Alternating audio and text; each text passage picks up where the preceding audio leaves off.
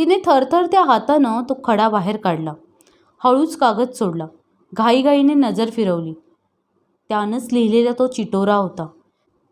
तिला परमानंदाचा ठेवा मिळाल्याचा आनंद झाला. तो सुखरूप होता. देशाच्या कामासाठी त्यानं घर सोडलं होतं. तिला भेटायला तो लवकरच येणार होता. कधी ते नव्हतं लिहिलेलं. न का लिहिना, पण येणार होता. तिला विसरला तर नव्हता. गेल्या 3-3.5 वर्षात जे प्रेम त्याने दिलं, जो विश्वास दिला, तो अनाठाई नव्हता. सासूनं आणखी कुणी वांजोटी म्हटलं की ती हिरमुष्टी व्हायची. कधीकधी त्याच्या कुशीत शिरून रडायचीही. तो समजूत काढायचा. म्हणायचा, बायकांना मूल झालं म्हणजे त्यात त्यांचं इतिकर्तव्य का? मी वेगळा आहे, तूही वेगळी हो. आमच्या वहिनीसाहेबांना कुठं मूल झालंय? कोण वहिनीसाहेब? सर महादेव गोविंद रानड्यांच्या आईंना. मोठे आहेत ते. मी 2-4 वेळा गेलो होतो. खरं?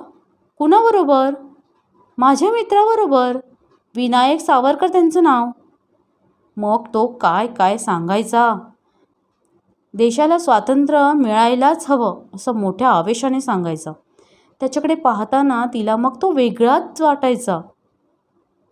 आता त्याची ती 2 ओळींची चिठ्ठी वाचून तिला एकदम त्याचा तो चेहरा आठवला. कोणतं काम अंगावर घेतलं कुणास ठाऊक. आणि तो खडा मारणारा कोण होता? एक नवलच बाई यांचं. गेल्या 8-10 महिन्यात त्यांचा काहीच ठाव ठिकाणा समजला नव्हता. म्हणून नाही म्हटलं तरी घरावर उदासपणाची काळी सावट पडलीच होती.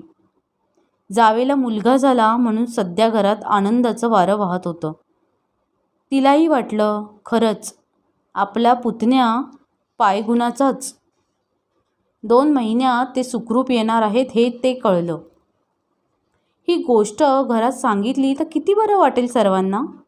सासूबाई आपला राग करतात, पण त्यांच्या आवडीचा पदार्थ काही त्यांनी पानात घेतलेला नाही गेल्या 8-10 महिन्यात. त्यांनाच सांगावं का? पण कसं? कुणी सांगितलं म्हणतील? खड्यांचं सांगितलं तर अगोचर आहेस असं बोलतील. नाही तो आळ घेतील. तिला काहीच सुचत नव्हतं. ही बातमी कुणाला तरी सांगावं असं तिला फार फार वाटत होतं. आनंद जसा कोंडून राहिला होता मनात. तो मोकळा करायला हवा, पण कसा, कुणापाशी? आणि एकदम तिच्या नकळत तिला रडू फुटलं. ती एकटीच भान विसरून बैठकीच्या खोलीतल्या खांबाला मिठाळून रडत होती. धाकटा दीर जेवून बाहेर आला. सावित्रीबाईंनी